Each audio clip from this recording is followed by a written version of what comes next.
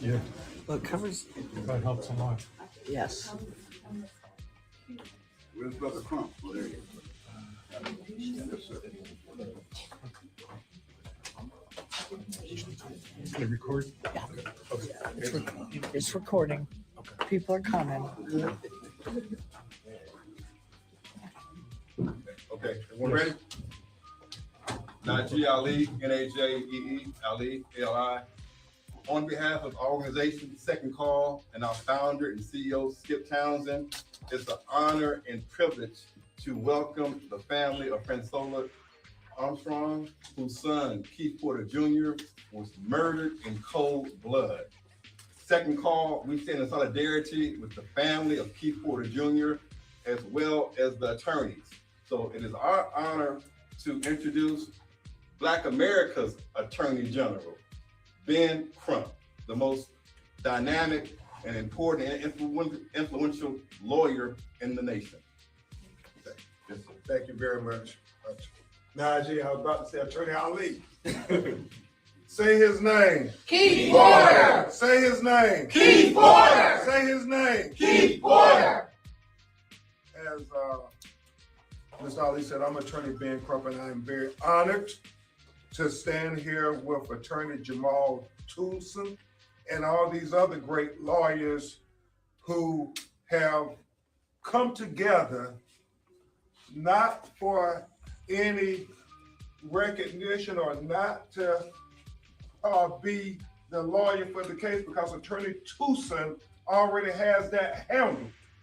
But we come together to raise awareness of the killing of Keith Porter Jr., because too many people in America don't know his name. They know Renee Good name, they know Alex Peretta name, but they don't know Keith Porter Jr.'s name. So we're going to say his name, Keith Porter. Keith Porter. Keith Porter. Keith Porter.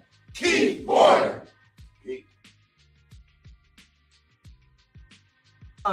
To Black Press US, say his name, Keith Porter. Welcome to Black Press USA's morning show, where we bring you the headlines and, of course, the culture. And, of course, that was Ben Crump, who has been named one of the top Black newsmakers of the 21st century by the Black Press. And, of course, the conversation is Keith Porter. And that's our poll question this morning. So we want to start by engaging the chat. And we want to know, have you heard of Keith Porter Jr.? And the second part of the poll is, do you feel he gets the same coverage as Renee Good and Alex Peretta? All three were U.S. citizens, and all three were murdered by federal officers. And so let us know in the chat if you have heard of Keith Porter Jr. Lots of headlines to get through this morning. We're going to be in Los Angeles talking about the unhoused count. We're also going to have a conversation about reparations. There's some interesting reparation conversations developing out of Santa Monica, California. And of course, we're going to be tapping into Super Bowl headlines and a lot more. Plus, we have some guests for you to talk to. Don Romero says no, he hasn't heard of Keith Porter's name. And so good morning, everybody, and welcome to the chat. So the poll question is, if you're just chiming in, have you heard of Keith Porter Jr.'s name? We have some breaking and developing news that we want to tell you about.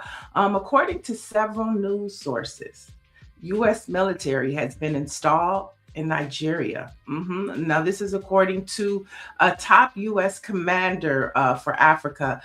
So, U.S. African Commander General Dagvin Anderson said the move came after recent talks in Rome with the Nigerian president, who in late December, if you recall, green-lighted American airstrikes in Nigeria that targeted Islamic militants. Now, the commander Anderson said, speaking during a virtual news conference on yesterday, that the Nigerian president did agree that both countries needed to coordinate their efforts. So that is a developing story that we will continue to monitor as we look at this Trump administration just going into different lands. It's reminiscent to me. And I'll let you put that in the chat what you think it's reminiscent of.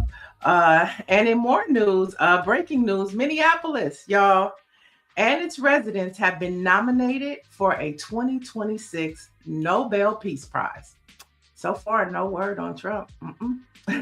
Now, of course, this is amid the ongoing tensions in Minnesota over the actions of ICE. And this is the first time in Nobel Prize history where an entire city has ever been nominated. So, we continue to pray for Minneapolis. But I wonder how, that guy on Pennsylvania Avenue is feeling right now. Now, he might not have been named in the Nobel Peace Prize nominations, but, according to several redacted papers, he's definitely all up in the Epstein file, but everybody else is coming out randomly but his name. And so the Epstein files are released, and Russell Wilson was somehow named in them. And he tweeted and said, "Not today, Satan," as he addressed his name appearing in the Epstein files. And so he posted, "No, absolutely not. Not today, Satan. Some random plane broker tried to sell me a plane. I had no idea whose plane and never bought the plane. Never talked or met the man, thank God." So Wilson was mentioned in the Epstein files, but it was by a pilot in 2019 who was trying to sell him an Epstein plane.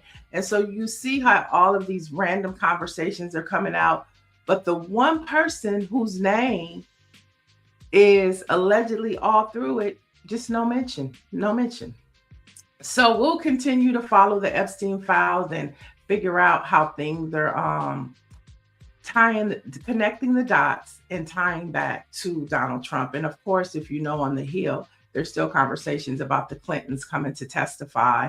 And so that's still on the table. And so we'll keep you posted about that. But let's talk some HBCU headlines. And we have an update to the HBCU story we told you about regarding Tuskegee University basketball coach Benji Taylor being handcuffed at a game between Tuskegee and Morehouse.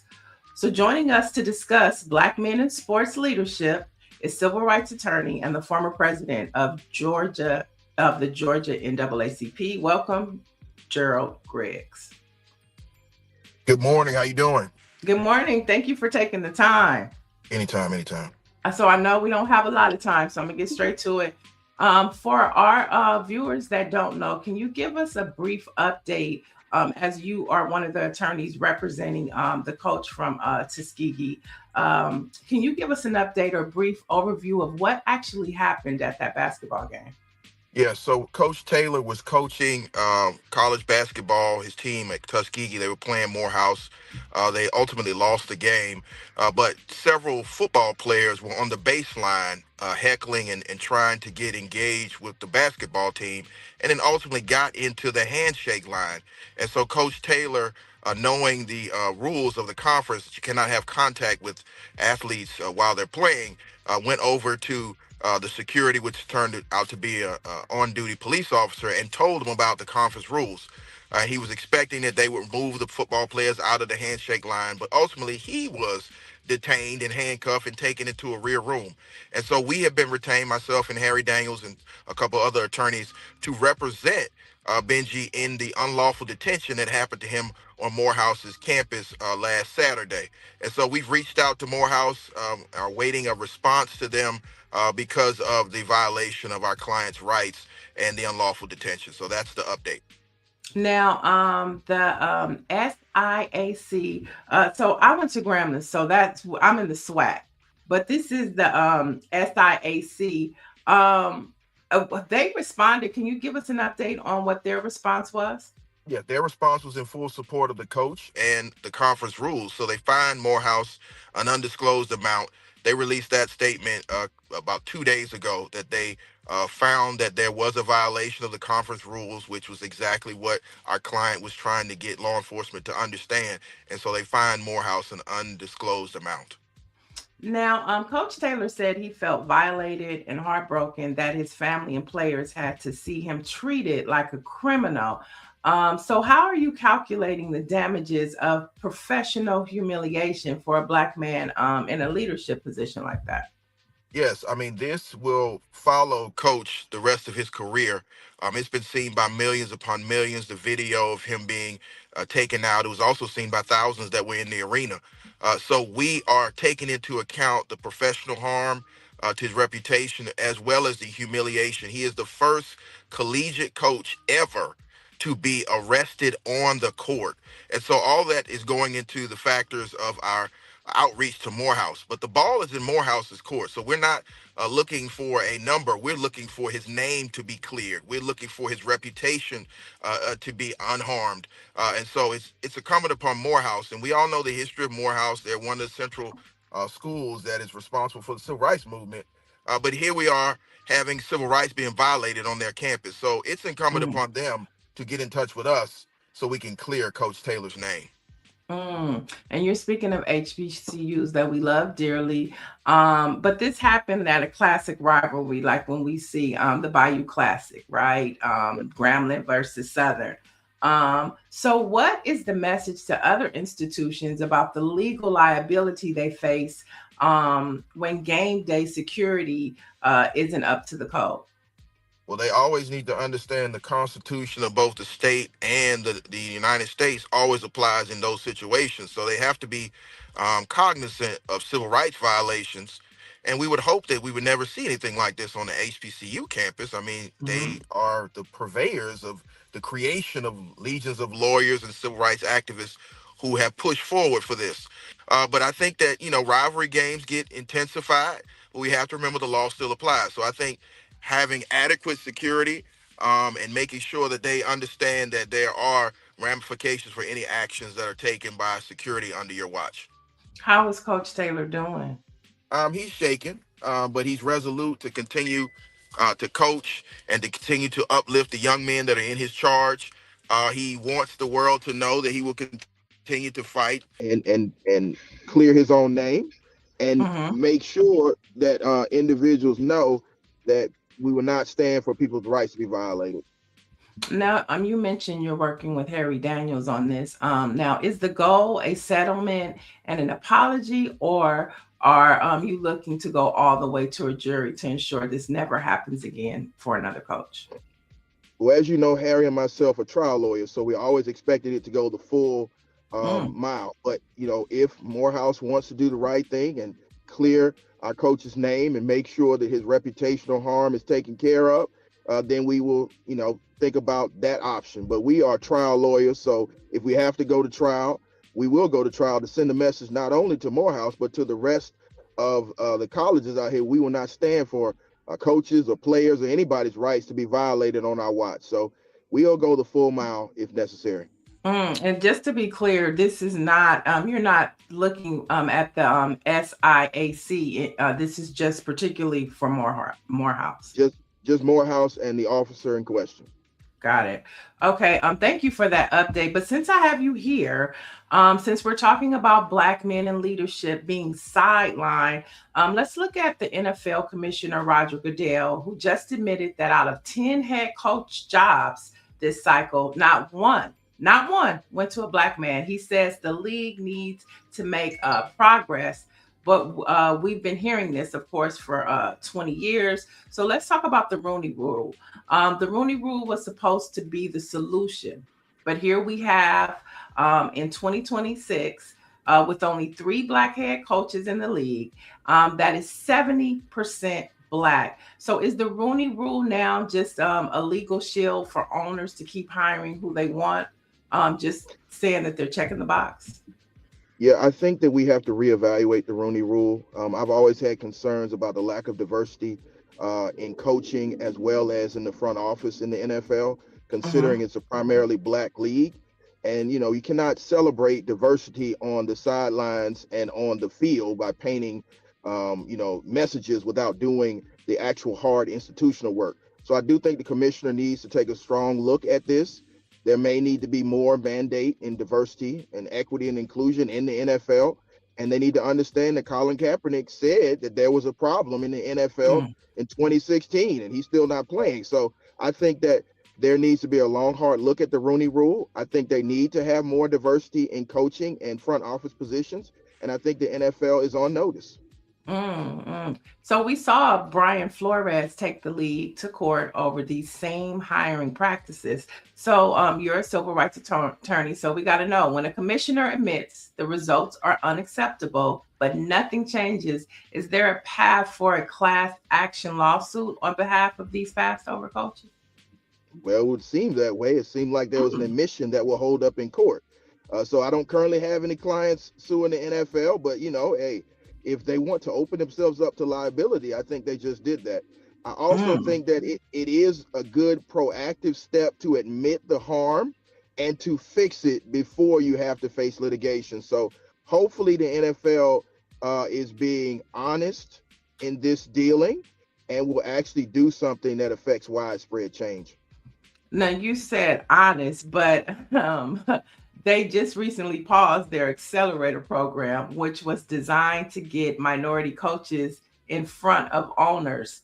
But they canceled it, citing the political climate. So is the NFL caving to the anti-DEI pressure at the expense of Black talent? Yeah, well, I would ask the NFL, has the civil rights laws changed? I mean, I understand the political climate changed, but the law hasn't changed. So I think that their lawyers are giving them bad legal advice. You cannot change with the winds of politics. You better stick to the law. And so I think that they have now signaled that there's a liability issue. I think that they need to do everything within their power to live up to those words they keep painting on fields. And lastly, the HBCU pipeline. Now, of course, we talked about Coach Benji Taylor at Tuskegee. So when we see the good old boy network blocking Black coaches at the NFL level, does that put even more pressure on our HBCU programs to be the only place where Black coaching excellence is allowed to lead? Well, I think that the HBCU programs are the birthplace of Black excellence in coaching. I mean, you have to look no further than Eddie Robinson, who is the greatest coach of all time, full stop. So I think that it reinvigorates the HBCUs to continue that legacy of coaching excellence. I think that they are great incubators. You have to look no further than all of the NFL legends that are now coming back to coach at HBCUs to continue to build a tradition of HBCU football. And I think that if the NFL does not come around to understanding the talent that is available at the coaching and front office level, maybe it's time for our own league. You know what? Somebody just put that in the chat. How about Black people having our own football league? They just put it in the chat. Confirmation. Great minds think alike.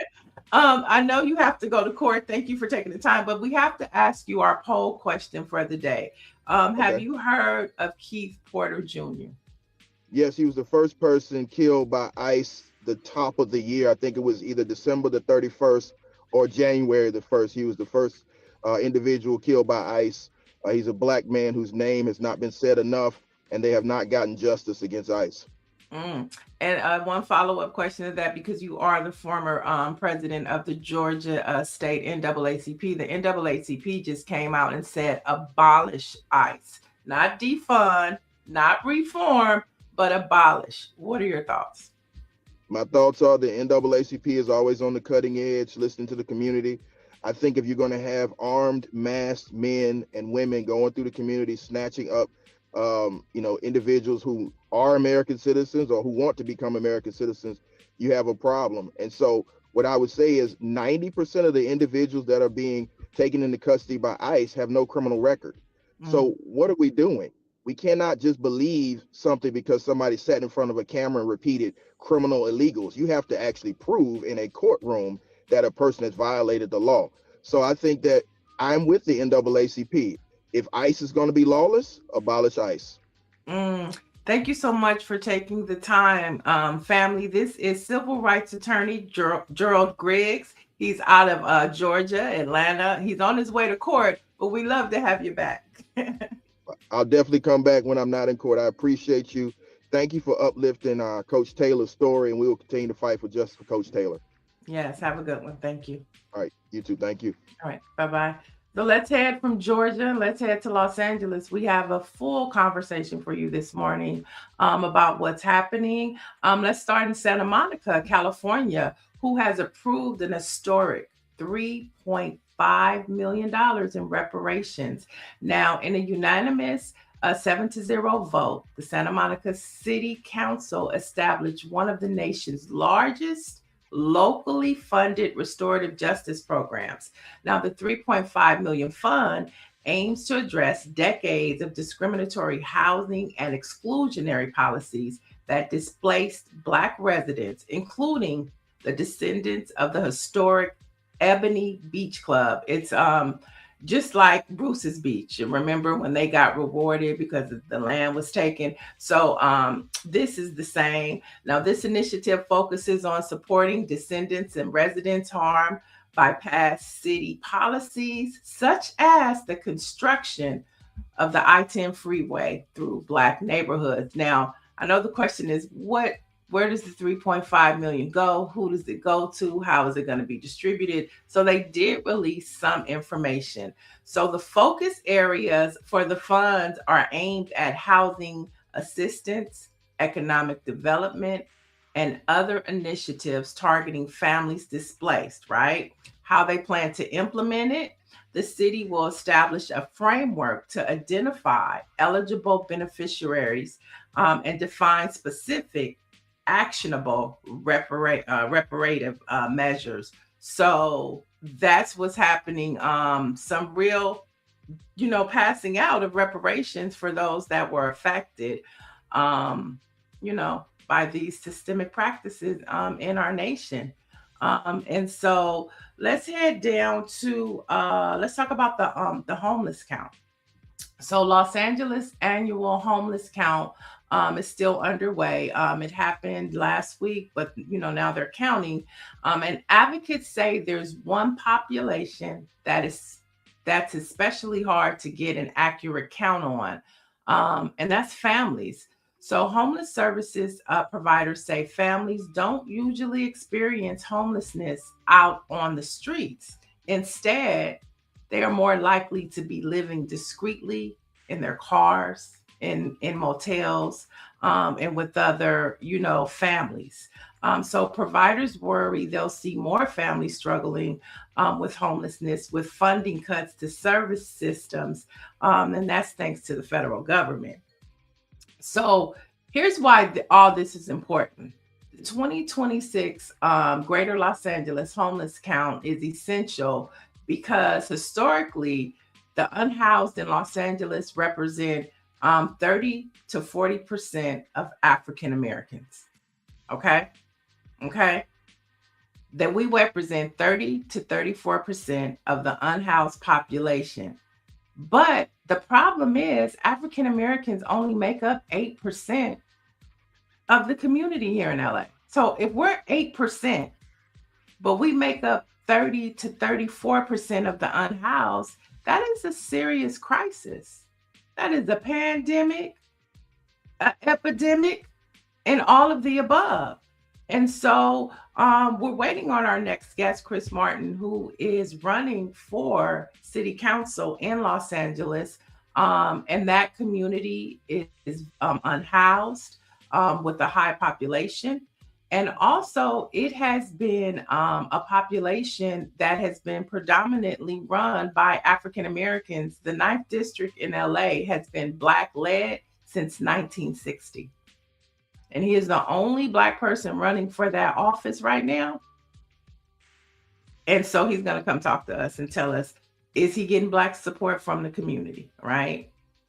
And he's going to come talk to us about why he's running. And while we wait for him, we're going to jump to another story. And so let's see what the chat is saying right now. Good morning, Dr. Marilyn. She says, thank you. Xavier uncovers 7 million enslaved in Africa today, yet nobody talks about. Okay. We got some chat. Let us know if you agree with our poll for today. Have you heard of Keith Porter Jr.? Have you heard of Keith Porter Jr.? That is the poll question of the day. Let's go to some more HBCU headlines where Morris Brown College has secured nearly $1 million in new funding. Now, this is through a combination of private and public support, including contributions from ATL rapper T.I. and from the AME Church, plus a federal grant of approximately $700,000 coming from the federal government and by way of Georgia Representative Nikema Williams. And this comes, of course, after we were talking about this. Kevin James was terminated. Then he was reinstated as president. And so he came back and got money from T.I., who has the hottest song out right now. And that, of course, is Representative Nikema Williams. So congratulations to Morehouse. All right. And so now let's talk about relationship goals. So if you haven't heard, Kelly Rowland and Method Man premieres today on Netflix with their new Valentine's Day movie called Relationship Goals. And the film follows a high-powered TV producer who is played by Kelly Rowland. And then she has to go head-to-head with her ex, who plays Method Man, for the top job at a major morning show. So there you have it. That is on, it's actually on Prime. It comes on Prime today. So you can go check that out. And then here's some funny news and happy news for two of the most funniest comedians in the country. I'm talking about Martin Lawrence and, of course, Eddie Murphy. Now, the son of Eddie Murphy and the daughter of Martin, as you know, they were married last year. And now they have announced they are expecting their first child. And so we definitely want to send congratulations to them. And Eddie shared the news during an appearance on the Jennifer Hudson show, where he and Hudson reunited for the first time since they started together in Dreamgirls. But yes, this is the couple. And, you know, everybody is still talking about, you know, to pivot real quick about this Sherry Shepherd situation, right? So Lonnie, what is Lonnie's last name? Lonnie Anderson? Lonnie, you know, the one that used to play on The Real, comedian. What is it? Lonnie Love. She tweeted yesterday that the production company that is in charge of the Sherry Shepherd show should have been more sensitive and allowed her to break the news to her viewers, just like they gave Kelly Clarkson the opportunity to share it with her audience. So apparently it seems like Sherry Shepherd was blindsided by the news. And this comes as her ratings are doing well. And she's pulling in all the top names. And so that's the kind of, yeah, there it is. She slams the production company. Yep. And she, you know, reached out and gave her love because, you know, that's tough. It's tough to get canceled. But you can always reinvent yourself. And like somebody said in the chat yesterday, Sherry's a comedian. And she's also an actress, and she has a lot of things going. So she'll definitely be able to come on back. Dr. Marilyn says, I have a crush on Method Man. So I think our guest is in. So we were talking about the unhoused. I really wanted Chris to hear that, but he knows what's happening in LA. So let's bring in our guest, attorney Chris Martin, who's running for Los Angeles City Council 9th District seat. Good morning, Chris. Good morning. How's it going? It's going good. I know it's early for you, but you looking dapper at 5:35 in the morning. I love Thank it. you. I appreciate that. So we were talking about earlier the unhoused count. And we just laid out the hidden homeless crisis, which of course is families, right? Who are living in their cars and motels to avoid the streets. So my question to you is, how do you fix a system that ignores the most vulnerable Black families just because they aren't visible on the sidewalk? Right. I mean, I think that this question gets to the heart of what's broken, right? The system is designed to respond to what it can see, not to what families are actually experiencing. I feel like Black families are living in cars, or motels, or doubled up, and are effectively punished for trying to survive with dignity. They are invisible to the count, invisible to services, and invisible to funding decisions. And I think that ultimately, if you only count suffering when it's visible, you end up governing for optics instead of people. And as council member, I would push for the city to formally recognize family homelessness as a separate category with outreach strategies that don't rely on sidewalk counts, but on partnerships with schools, child care centers, faith institutions, and motels where families already show up. I think that ultimately families shouldn't have to fall all the way onto the street to qualify for help. So, Chris, how old are you? If you don't mind me asking. How old do I look? Maybe 29, 30. I'll take it. I am 37. Oh, you're 37. Okay, so you're 37. And explain the makeup of a Los Angeles 9th District.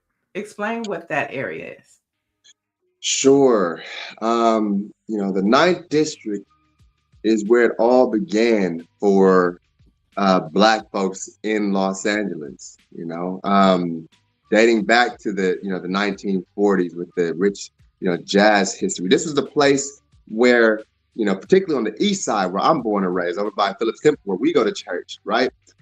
Black folks had to live on the east side, no matter how rich or how poor the community was back in the 1940s and 50s. And the community thrived because of that, right? Because restricted covenant prevented people from being able to move further west, right? But as soon as those restricted covenants were lifted, a lot of the Black families who could afford to move west did, and it did kind of leave the 9th District in a place where it's not as it's not doing as well as it used to because of that, Right. And I think, it's important to establish, what the 9th District is in LA. And you brought up the Jazz Festival. The Jazz era. The historic Dunbar Hotel is there where you could see, Dizzy Gillespie. You could see Duke Ellington. So everybody was in on Central Avenue as far as the Black community. I think it's important to highlight the Los Angeles Sentinel newspaper was established on Central Avenue in 1933.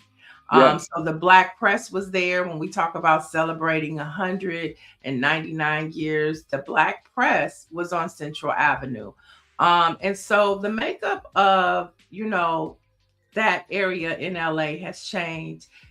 It's predominantly Latino now, keep it 100. But the seat that you are running for has been held by a Black person since 1960. Okay, that's a long time for a Black person to hold that seat. How has the Black leadership in LA received you as a candidate? Are you having support? Are people taking conversations, or are they just going with the other candidates? people are taking conversations, but I think that deals have already been put in place to give up the seat long before those conversations are had. And like you said, the community itself is majority Latino, but the majority of the voters have always been Black and still are Black, which is why we've always had a Black city council person there in this district, or here in this district, since 1960. But yes, I mean, there are deals that are already in place to essentially give up our seat at the table, right? One of 3 Black seats that we have. So that's how the Black establishment is viewing things right now. And I Let think me say that. I think you brought up a good point, because I want to make sure that we paint this picture. So you're the only Black candidate running for office in the 9th district. And so you brought up 3 council members. And so you're talking about city council, where we have Marquise Harris Dawkins as the president of LA City Council. Yeah. Then you have Heather Hutt, who is a city council member. She's actually my city council member. And then you have Curran Price, which is the 9th, which is the seat that you're running from. And those are out of how many city council members do we have? we have 15 right now. Okay. And so we have 3. And so if you don't win, then we're only going to have 2. Correct. That's what I'm saying. Okay. I think perspective is, context matters. That's exactly what it is. And I think that we have a important question that we have to ask is, are we ready to give up our seat at the table? And it seems like the Black establishment is ready to give up that seat at the table. And it's incumbent upon me to say, no, we are not going to give up our seat at the table. And so you were raised in the 9th district. And talk about, because it's like, you can't just, say, okay, I just have to vote for the Black person, just Right. because there's only one Black person, that's not what's being said. Right. But talk about why you're running and why you're qualified to run. Right. Absolutely. Because I'm more than just the quote unquote Black person. I am uniquely qualified to be able to do this because I know the district better than any other candidate, right? Being born and raised in South Central Los Angeles, being born and raised on the east side in the Central Avenue Jazz District off of 43rd and Central Avenue. I never left my community because I love my community with all of my heart and with all of my soul, right? Even after I became a lawyer, I still decided to stay in my community so I could change my community from within. Everybody else, a lot of the other candidates moved into the district because they felt like the 9th district was an easier, opportunity for them to be able to win elected office. Mm-hmm. I'm running because I genuinely want to be able to serve my community while I live in my community. All right. So let's talk a little bit about tech and the future. You propose building an AI-focused job center in South Central. Gen X often, I'm a Gen Xer, we often feel skeptical about tech leaving us behind. We're skeptical about it, but also we don't want to get left behind. So why is AI the new civil rights frontier in your assessment for South LA? And how do you ensure that tech means high-paying jobs for the people currently living in the district and not just new residents? Because we know that gentrification is happening in LA. Right. And so, what are your thoughts on that? Yeah, I think that every major economic shift in this country has either included Black communities or it has left them behind. I think that the new technology will be no different unless we intervene now. I think that the next wealth gap is being coded right now.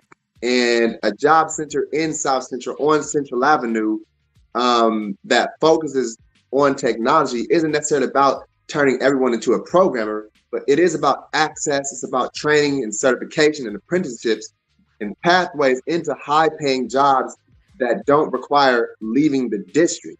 It is also about ensuring that Generation X workers can transition, that young people can compete, and that South Central Los Angeles isn't locked out of the fastest growing sector in the economy. I believe that technology should be a ladder and not a wall. Mm-hmm. Yeah, so I think that it's crucial that we train up folks, especially the next generation, so that they can become, six-figure earners like myself and decide that they want to stay in the community and improve the community from within.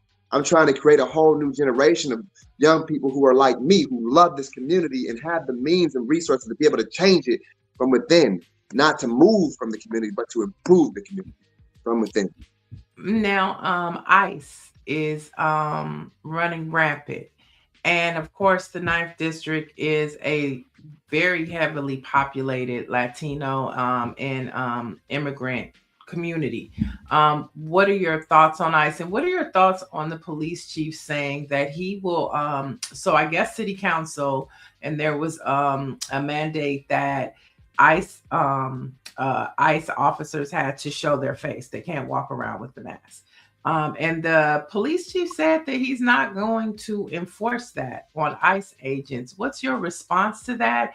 And if you were chosen as elected as the 9th District City Council member, what would be your approach to dealing with this ICE crisis we're in?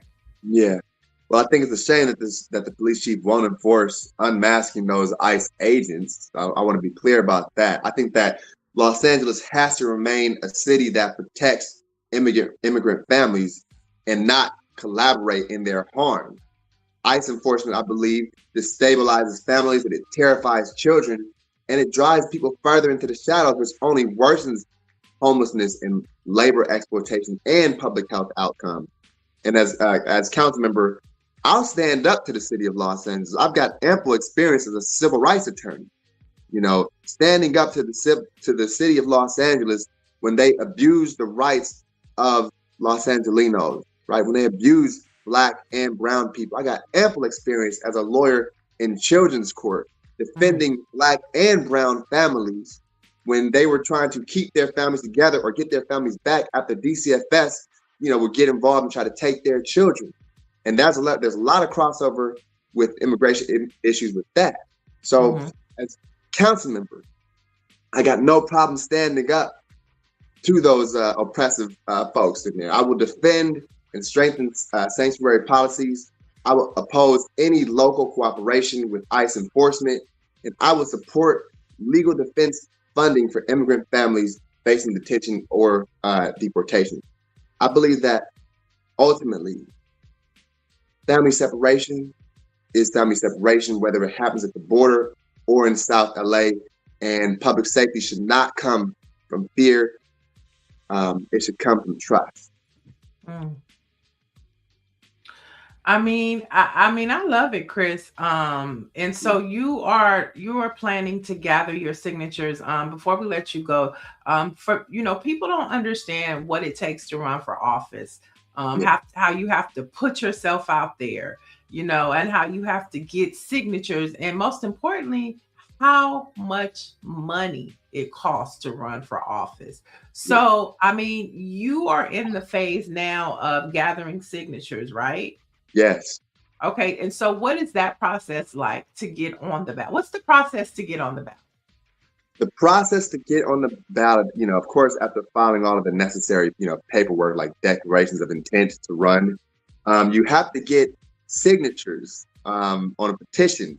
You have to get a minimum of 500 residents of the 9th District to sign your petition to get on the ballot. If you get 500, then you have to pay a $300 fee. If you get 1,000, then you don't have to pay the $300 fee. So I'm shooting for over 1,000. I'm gonna be out here on February 7th from 10 a.m. to 1 p.m. at Phillips Temple, my home church, located 971 East 43rd Street in Los Angeles, in South Los Angeles. And I'd welcome everybody to join me. Okay. All right. Well, we wish you the best. The primary is June 2nd, this year. So make sure you're registered and ready if you're in LA. And so thank you, Chris, because we're going to be talking to a lot more what it means to be young, gifted, and Black candidates that are running for office on a local and state level, because I'm always one to say is that real change happens on a local and state level. So thank you for waking up and taking the time to join us this morning. Absolutely. Right. I'm following the footsteps of Gilbert Lindsay. You know, the humble janitor who went from sweeping the floors of City Hall to becoming the first and longest serving Black city council person in Los Angeles city history. That is the legacy that I'm walking in, and I'm looking forward to y'all's support. Thank you. I love it. That's that's one of your Black history facts for the day. Say his name one more time. Gilbert Lindsay. Oh, and I didn't ask you before I let you go. I didn't ask you our poll question for the day.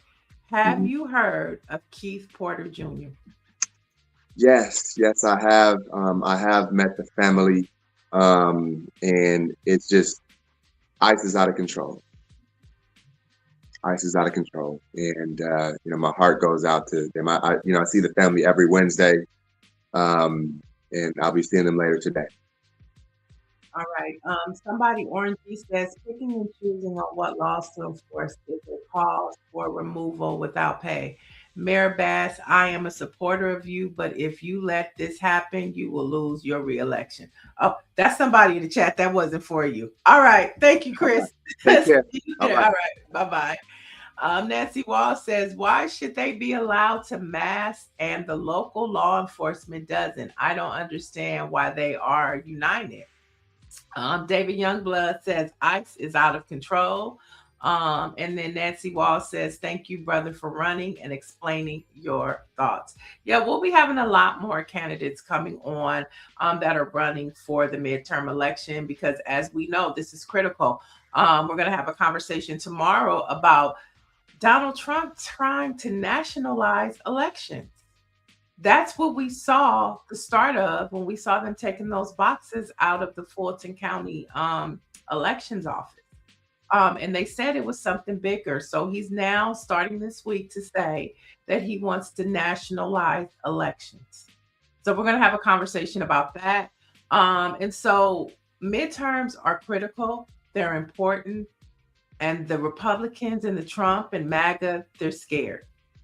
And so now they're also talking about, I think Orange G put this in the chat earlier, the conversation of Stephen Bannon saying that ICE will be at the election voting sites.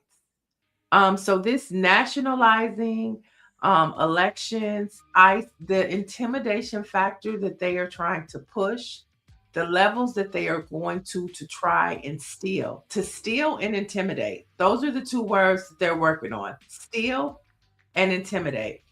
And so it's critical that we continue to have these conversations and uplift these voices that are really trying to make changes in our local communities and in our states, because that's where the battle is right now. Even though it's a midterm for Congress, those people are coming from the states and they're going to be representing us on Capitol Hill. So midterms are critical, and we're really going to wrap this conversation up about what's at stake for Black Americans in this country. And with that said, we are only great because of our past. So let's jump into some Black history facts before we get up out of here. Today, in 1913, Rosa Parks, the first lady of civil rights, she was born in Tuskegee, Alabama. Sorry about that. She was born in Tuskegee, Alabama. And her story, of course, we all know. It was adapted into a 2002 TV movie, The Rosa Parks Story, starring Angela Bassett. So today we celebrate the life, the legacy, the memory, and the work of Mother Rosa Parks. Let's fast forward and have a little fun, because we're all about headlines and what? The culture. In 1989, New Edition's Can You Stand the Rain was the #1 R&B song in the country. So you can go play that today, wherever you got to go. And in honor of the Super Bowl that's coming up on Sunday in 2007, he's been known as the Symbol, but we all know him as Prince. He performed his legendary Super Bowl halftime show in Miami. So we hope you've been informed, entertained, because we do this for you. It's the headlines, it's the culture, it's Black Press USA. So for the latest in Black news, visit blackpressusa.com, and we'll see you tomorrow.